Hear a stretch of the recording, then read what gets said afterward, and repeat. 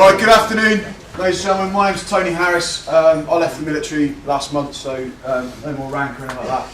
What I'm going to talk to you about today is the team that I put together, a bit of circumstance of why we put it together, and also give you a bit of an insight into a race that isn't particularly necessarily well known, certainly in this generation in the UK, which is the Dakar Rally, which is, as it says there, 5,600 mile race. Used to be run in Africa between Paris and Dakar in Senegal, which is the west coast of Africa, and is now run in South America due to high levels of terrorism in North Africa. So we'll come on to the race. That'll be pretty much the sort of chunk of the what I'm going to talk to you about today. But do, as I'm going through whatever, if you've got any questions, save them for the end. But do feel free, literally any questions. I'm pretty keen. I can answer anything really. So the team and what you're about to see is a short video's way of introduction. I've been in the army, or I was in the army for about 11 years, and I joined up 2 days before the Twin Towers got hit. So for me, most of my adult career and life, I didn't go to university or anything, most of my adult career has been in the military, serving on operations, either in Northern Ireland, Iraq, did 3 tours of Iraq, and Afghanistan. So I know what I'm talking about when it comes to operations. I know what to talk about when it comes to some of the, I suppose, the more brutal elements of human nature, but also some of the incredible moments of human nature as well, which you'll see today. Before we watch this, I'll let you know there's nothing really particularly gruesome in this bit of imagery that you're going to see, but this is actual footage shot by Sky News of the day I got hit in Afghanistan. And I encourage all of you who might not necessarily agree with all your schoolmates all the time and at college and all the rest of it, just be careful who you annoy, right? Because the doctor on my helicopter turned out to be a bloke from school who was a year above me, all right? And luckily he was a mate. If it had been someone who bullied me or something, that would have been awful, all right? And then he obviously jacked me full of Class A drugs, so that was even better. Okay, so we'll roll straight into this, and then we'll crack on after.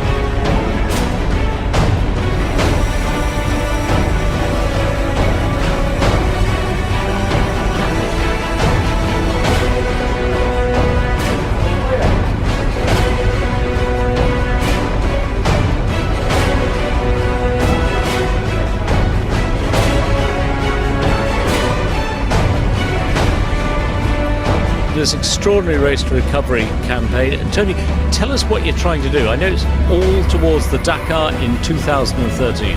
It was important for us to be able to sort of compete and challenge ourselves to do things like this after the injuries we've sustained in Iraq and Afghanistan. And we kind of want to make that sort of world first and show that it can be done.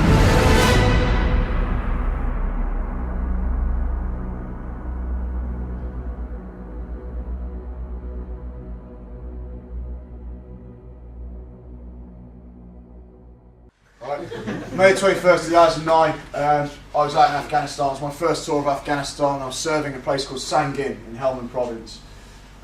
Contrary to popular belief, you don't choose where you go in the military, you do as you're told, and you go where the government sends you. Sangin is known to be the most dangerous place in Afghanistan, and certainly the most dangerous place that the British Army have operated in recent years. To put it in context, we deployed in April with 500 men and women to Sangin. By the end of that summer, 6 months later, we lost 25 killed and over 100 wounded. It was probably still the bloodiest summer the British Army's had in many, many years. Okay, in context, one patrol we found 36 bombs in one patrol. okay? You can only be lucky so much. There's only so much your drills and things you get taught can help you. Sometimes Lady Luck has a little play in it as well. I'd served for 2.5 years in Northern Ireland, done a lot of public disorder, a lot of rioting, which I'm not going to lie to you, is quite a lot of fun. All right, it is when you get a petrol bomb thrown at you, or a catapult, or ball bearing, or one of the lads had a crossbow bolt fired through his shield. All right, it's pretty harrowing stuff, but essentially, at least you had the opportunity to see who was shooting at you, and you could use a baton gun back at them. So it's a bit fairer. Iraq, a bit different. Started off very, very quiet, and then it went straight to bombs. Didn't really mess around with the whole getting shot at sort of thing. In the space of 1 week, in September in 2005, I got my first real glimpse of the tragedy of war, I suppose. The 2 of my soldiers, Fusilier Meade and Fusilier Manning, were tragically killed on patrol, and a device went off and pretty much instantaneously killed them. 6 days later, 2 of my soldiers lost a leg in another blast of the same type of device. So, you know, that was the real wake-up call to me of what was going on, what's happening. At that time, in 2005, I think I was 24 years old.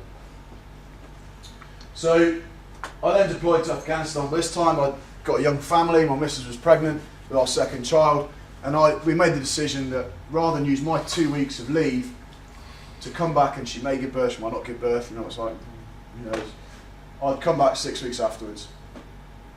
However, as it turned out, events kind of caught on before it could happen. We just had, in the picture in the top right, is my vehicle after it was destroyed by a bomb. We just finished a 3-hour firefight with the enemy. We were successfully beating them back, and we were in the process of my platoon sergeant and the patrol medic were looking after and trying to treat a local civilian child who'd been caught up in debris from the mortar attack that the Taliban had fired onto us. And my vehicle hit a bomb. Threw me out of the vehicle. I shattered both feet and my elbow as well, and eventually I landed.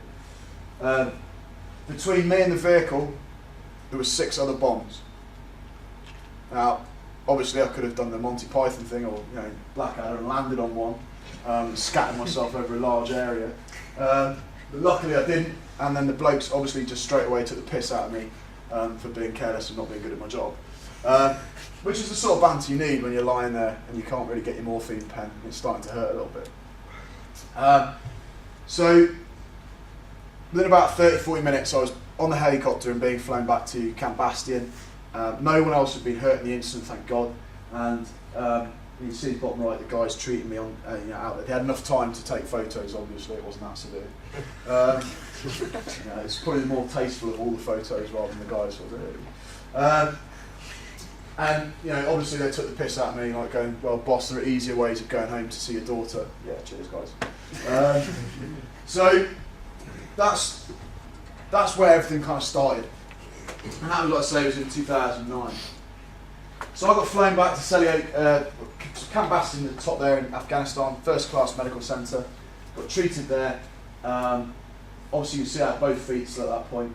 Got back to hospital, united with my baby girl for the first time. It's obviously a fairly emotional moment, but when you're basically behaving like Renton at a train spotting, it's a little bit strange.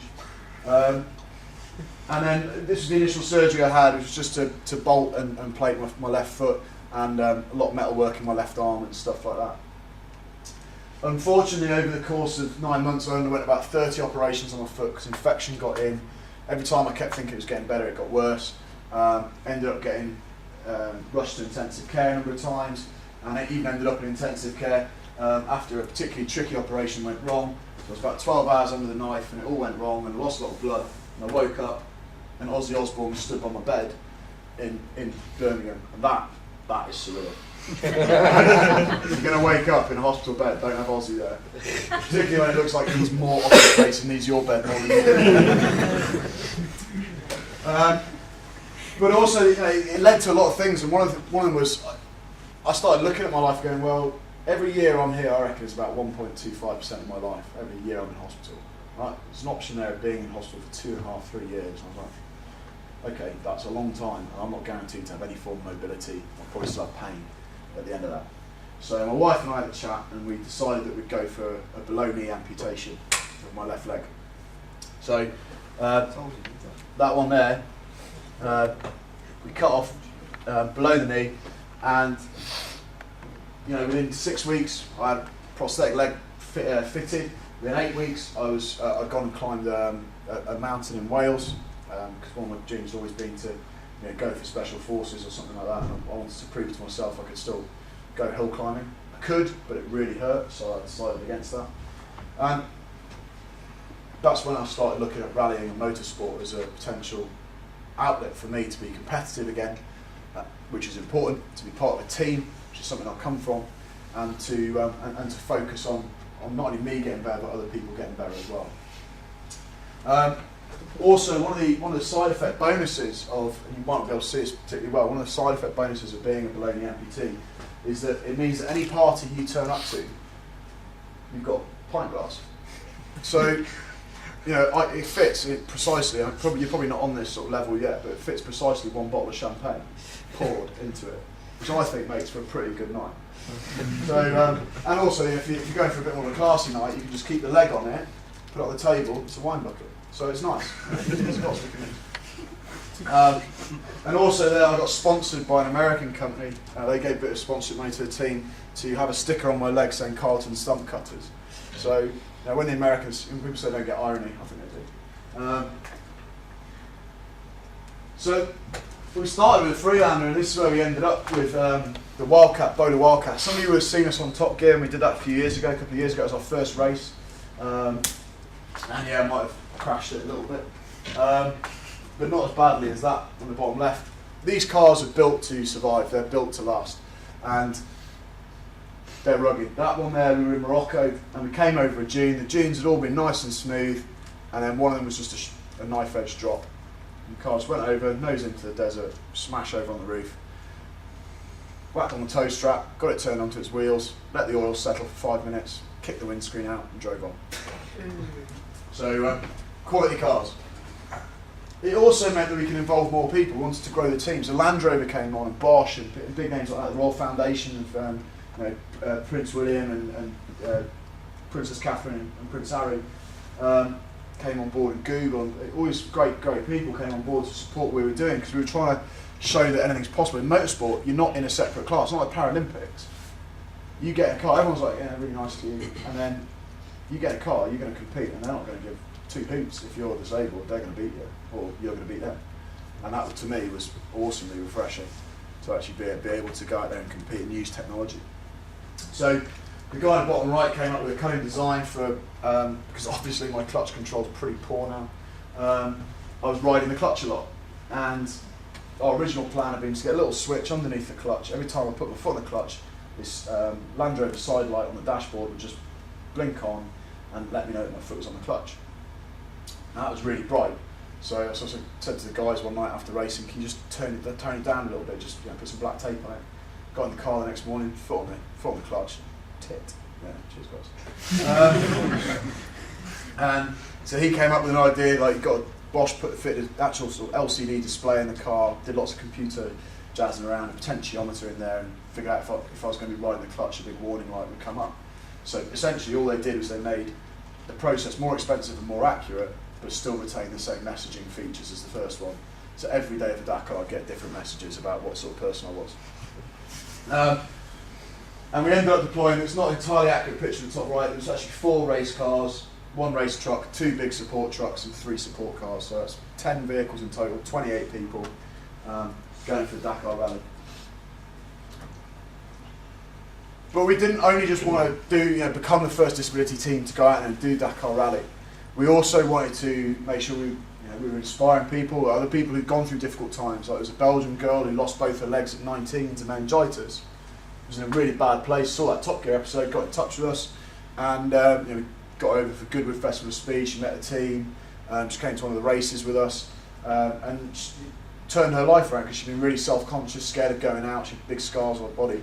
But after meeting the team, being with them, seeing the sort of people that we had, and you'll meet some of them, well, meet them here, but meet them on TV in a bit, she became enthused to go and do stuff herself. So now she's cycling, she's skydiving, she's doing stuff, she's living her life, and she's not afraid of the physical damage that the disease has caused her.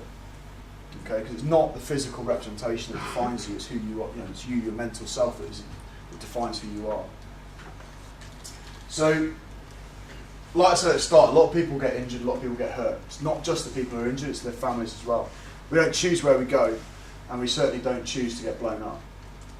And as part of that, Tedworth House and Help for Heroes have been absolutely phenomenal in what the support they've given, not only us but our injured, the families of the injured, and veterans going back a while.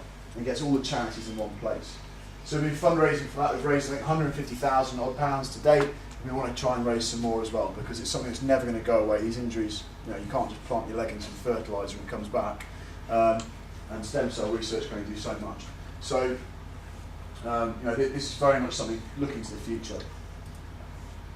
So we've got Dakar Rally. What I'm going to show you now is the short teaser video for the documentary that comes out on Wednesday this week on ITV4 at 9 PM, and the second part's on Friday at 9 PM on ITV4. So this will give you a little flavour of what we went through, and I'll go through it in a little bit more depth and highlight some of the highs, lows, and the quite humorous and quite sad bits. All right, after that, that's the route. So everyone's happy where South America is, aren't they? Right, we'll start high, we'll start big. Okay. Peru. We drove down through Peru, over the Andes. We crossed about 4,900 metres, so breathless, headaches, worse than any hangover you've ever had. If you do get altitude sickness, it's horrible. Into Argentina, which was hilarious because of the whole Falkland Islands thing. That was quite amusing.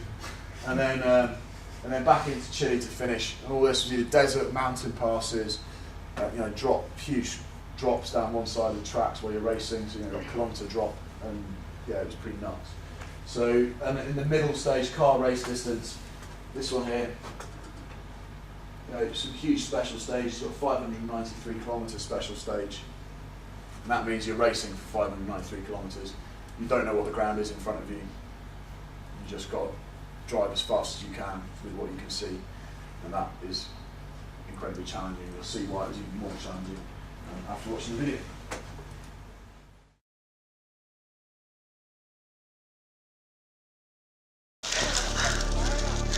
Okay, give me a tourniquet now. Stay with us.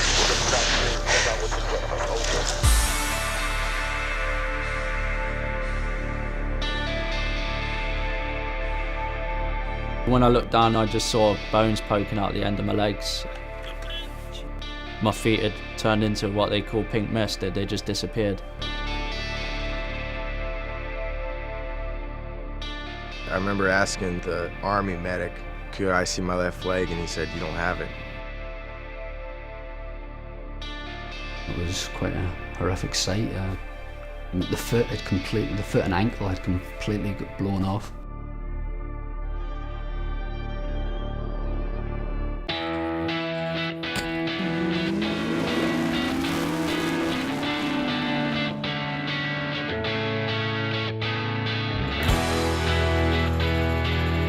I want to get in that car now and get this thing smashed.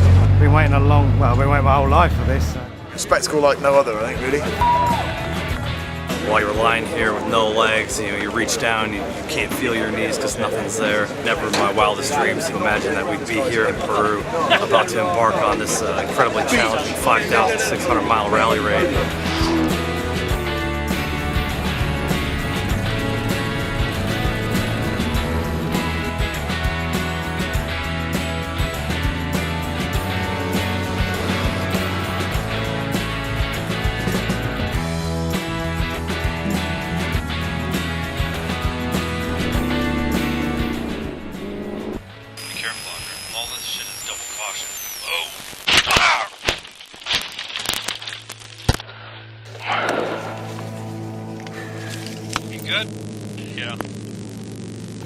We were going well, probably too well, reflecting on it, and we came across the mother of all ditches.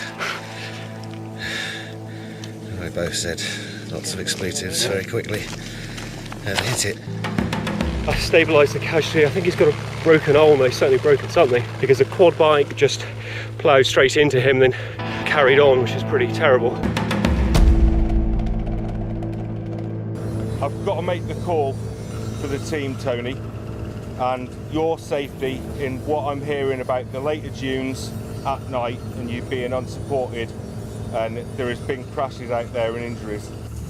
To make that call for someone who's worked towards this for 2 years, which is their dream, it's a very emotional thing. We're massively disappointed. We were hoping to get 4 cars to the end. The reality of Dakar's hitting us all.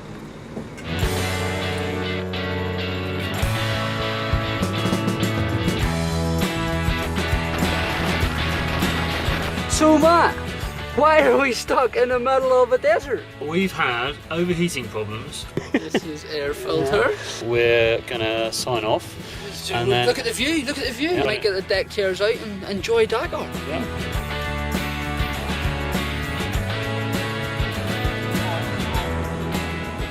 I'm so shattered, right? I've been up for 26 hours straight now. One of these cars has to finish in our heads, so that's it. You can't stop. It's unreal, mate. Who wants to donate to something that wasn't successful? That's what drives me.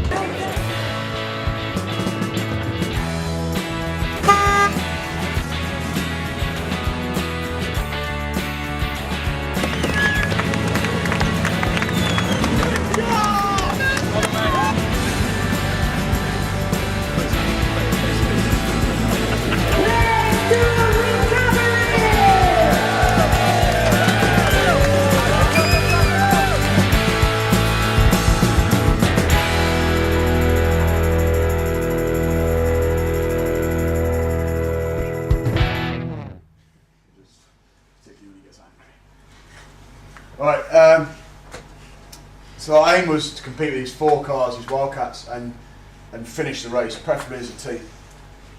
Almost immediately things started going disastrously wrong. I got to the start line, I was supposed to be the lead car, and my front differential just blew up before I even started the stage. So I had to start the stage in rear wheel drive, which in the desert is not exactly outstanding. Managed to get about 5k into the dunes, about as far as I could go before I'd start coming back, and yeah, the rear diff blew up as well. So there was no drive, left in the middle of the desert, stranded until our T4 truck, support truck in the bottom right, could arrive. We then spent about 8 hours trying to get it out of the desert, which is an absolute nightmare. So day 1 was awful. Day 2 then got even worse, when my alternator fan belt went, which caused the battery to die, which caused the fans to stop working, which caused it to all overheat and caused all the water to come out. So all that happened in the space of about 15 minutes. So that was frustrating. And because the battery had died, I managed to fix everything else and botch a fan belt repair, because the fan belt we brought along wasn't the right one, because it was the right one for the engine, but they'd moved bits and pieces on the engine around. So it was a bit of a disaster for me, but at the same time, Matt and Barney, the 2 guys you saw finishing there, the Irishman, my mate Matt, they were having their own problems with overheating, huge overheating problems. You'd drive for half an hour, have to stop for 20 minutes for it to cool down. And that happened for the entire first 8 days of the race. So much so that he spent more time on Dakar driving and racing it at night than he did during the daytime. So if you can take the hardest race in the world, add the added level of difficulty that you've got, disabilities, and then add the fact that he's doing the whole thing at night, really the fact they finished it at all is a huge, just an incredible achievement by the pair of them and the whole team. So aside from me, this was the sort of terrain that we were going through. It tended to be desert, and it was all the Atacama Desert to start with, so very loose. Something called fesh, which is like basically getting a talcum powder, a massive tub of talcum powder, and every time you drive through it, just smash it into your face. Right, that's fesh, and that was, you go for a couple of 20 k's of just having this stuff just pouring up into you, grating through you, but at the same time, you had the rest of them, I suppose, the more normal sand. And South America was weird. It was just some of these dunes were essentially mountains covered in sand. So I'm not lying to you, and some of the dunes were sort of 2k from top to bottom. Absolutely vast. and steep as well. And the nice thing is that, well, for me, I found it quite nice, was that when you're going down and they're steep, your back end is going to get out of action if you don't sometimes give it a bit of boot. So you had to, counterintuitively, you're basically falling down this slope, and you've got to give it more revs, more power to go through it, so you keep it going straight, and you stay in control of the vehicle, which I found enjoyable. My co-driver didn't tell me until the day before the rally that she was scared of the desert, so she had a lot less of an enjoyable time in the first few days, but she spent most of it screaming. We had a lot of flash floods as well. After I'd come out of the race due to missing so many waypoints because of the fault with the alternator fan belt, the flash floods actually swept competitors' cars away, and they'd taken away. So there's lots of crazy imagery if you do ever get to watch some of the Dakar stuff of cars trying to outrun floods and then just smashing themselves up banks, trying to get out of the river whatever way they can, so they don't get swept away. It's probably a little difficult to see with the light, but the bottom one just gives you a sense of how remote you are. Even with the other competitors, you're incredibly remote. The race wasn't without incident at all, and you saw in the video a very brief bit about a guy called Ben and the American Mark Zambel, and they crashed, and Ben was the guy on the ground getting the morphine and all the rest of it. That was his car on the top left. Essentially, they crashed into a ditch at about 60, 70 miles an hour at night, which flipped the car over, ripped the front axle clean off, and left Ben with serious back injuries. But Mark, the double amputee who was next to him, he was okay, but he couldn't move properly because the way Ben had sort of fallen onto him and stuff like that. So this Dutch truck crew, these race trucks, came along, jumped out, went and sort of helped kick the windscreen in, trying to rip Mark out and get Mark out of the car. Obviously not realising what had happened to Mark, grabbed him by his legs, pulled his legs off, and the Dutch guy is screaming in the desert, like, ah. So he's absolutely, but Mark at this time is pissing himself laughing. The Dutch guy's going nuts and pain. So there was that car, there was Tom, the triple amputee. His car hit a rock or something, hit the gearbox broke, or the transfer box broke, rather. And that was the end of the race for them. I'd obviously had to come out because of technical faults there, which is a shame because by the third day when the car was running well, we made up 36 places in one day. So, actually when we had it going properly, it was good. And then really tragically, about 6 days into the race, just as we were leaving Peru and going to Chile, one of our support crew on the normal road, just driving what's called liaison route, so from Bivouac to Bivouac, where the sort of mechanics would set up their camp, was involved in a road traffic collision with a Peruvian taxi. And it was a head-on collision. The driver and a chap in the back were killed in the taxi. Our 3 guys were airlifted to hospital. I think probably the only reason that our 3 survived that crash, you'll admit that's a lot of damage for a defender. The reason those 3 survived that crash was because they were wearing their seatbelts. In fact, not doing any public safety announcements, that is genuine fact, that was what saved them. And our team turned around. This is one of the lowest points of the race, but one of the positives that came out of it was that the whole team, because they were in a convoy at this point, and that was the last vehicle, turned around, went back, and basically secured the scene to start doing first aid on everyone. Do you want to give them a nudge? Give your mate a nudge. And him. Right. So they get surrounded it, and they just all went straight into first aid. Didn't matter who, it wasn't about sorting team members out first. It was sorting out locals and everyone first. And it was really impressive to see that, even from the injured guys who'd gone through the mill, they all still remembered their stuff. So that was an impressive moment.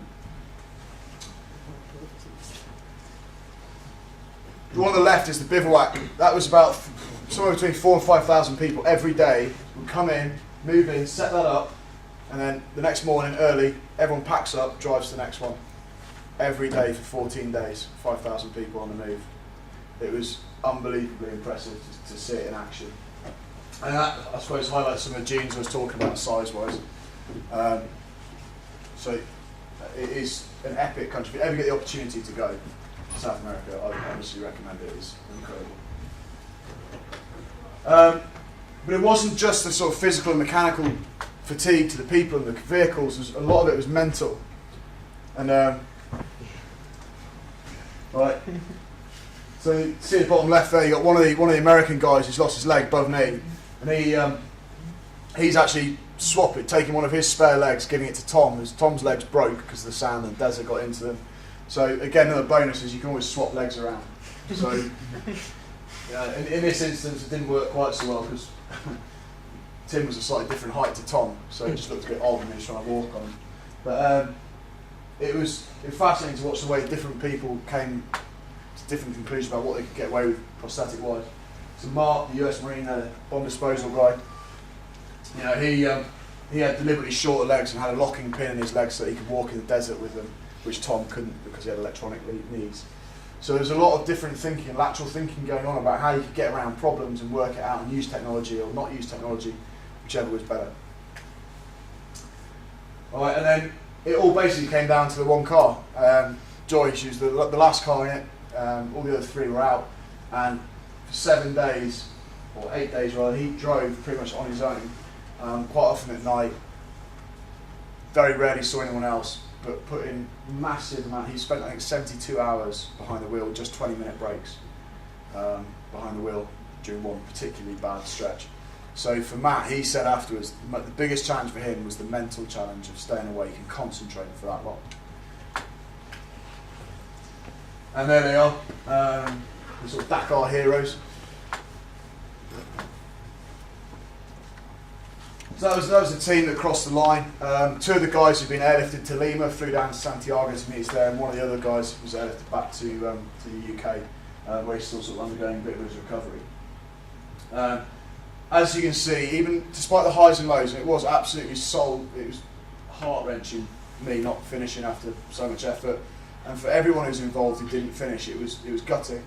But to have had one car, to have made that team effort, to have kept that focus, that even though you're out, you've got to keep on going, keep on motivating yourself, because you're the people who can then help and support the one car to finish, and still focusing on what the team can achieve, not just what's happened to you. That was important and vital to our success. So, what comes next? Well, like I said, we're doing the fundraising this year. That's a big part of it. But also, we're looking at perhaps trying to develop and build a new car to see if we can go and do Dakar again and do it better. We learnt so many lessons the first time. Don't want to waste them. I want to go back. I want to show that we can do it bigger and better. I did my first tarmac rally on Saturday. Just gone to Castrol, gave me one of their rally cars to take out. We finished second in class, and I hadn't even taken it out for a test drive before that. So we've definitely got the skill and the capability to compete. It's just really a case now of making sure that we can get the right equipment, get the right budgets, and really push ahead and create a unique team, because Britain has never historically either had a proper rally raid team in something like the Dakar, and I personally think it's something that we as a country could be absolutely fantastic at, because it does suit us. It's that sort of endurance, that challenge, and we're good at that. So from my point of view, that concludes what I'm going to say, but I'm sure there's lots of questions. If you don't feel like you can ask them now in front of your mates or whatever, too chicken on them, then ask them afterwards or whatever. But literally anything could be about rehabilitation, could be about operations, could be about military. I don't mind saying anything at all. Floors to you.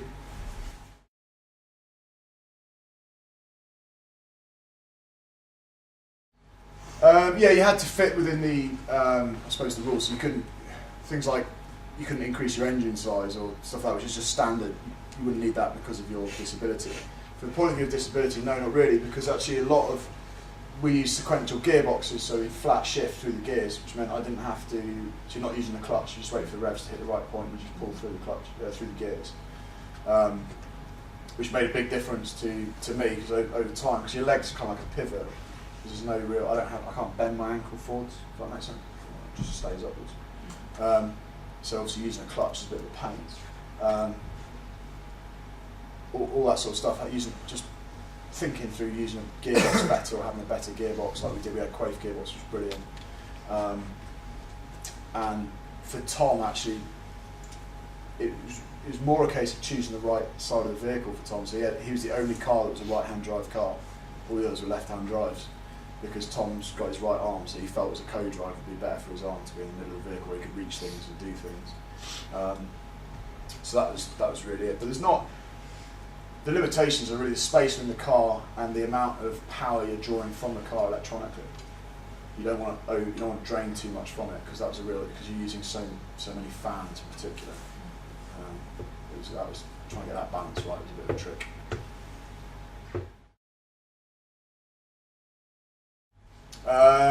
Brand new, you can buy one from QT for about 120,000. We got one of them was gifted to us. A woman whose husband bought it and died before he could use it. One of them was owned, and then we bought two. They were around about 40k, 60k. But they are good cars. We're running two different types. So we had two that were older ones that were running Buick engines, both Buicks, 8 litre 40 V8s, and two that were Jaguar 4 litre V8s that were sort of newer. And to be fair, the Jaguar Land Rover engine did work better, to be fair. On the sand dunes, probably about 90. Is that it? Yeah, all right.